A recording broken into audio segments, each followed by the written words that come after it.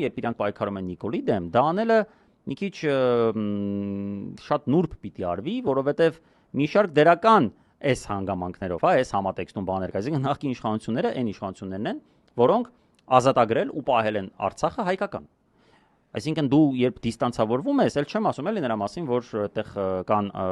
հանգամանքներ, որոնց շրջանակներում մի քիչ բարդ է, օրինակ Նարեկին Կարապետյան դիստանցավորվել, հա, ու դա արհեստական ինչ-որ բնույթ է սկսում կրել ու դա խաղաքարտ է դառնում նիկոլական քարոզիչների ձեռքերում, հա, այսինքն ասում են բրատ, ոնց ես դու ասում նախկիններ եւ այլն, երբ ու համապատասխան չեմ ուզում կրկնեմ, բայց բոլորս հասկանում ենք ինչի մասն է խոսքը։ Ոստի ես կարծում եմ, որ ինքնանպատակ որպես դիստանցավորվել նախկիններից դա լավ միտք չի, ոչ է նա որ դուրս գան ասեն նախկիններից հավատ անեմ, հեսա գանք իշխանության նախկին, չէ։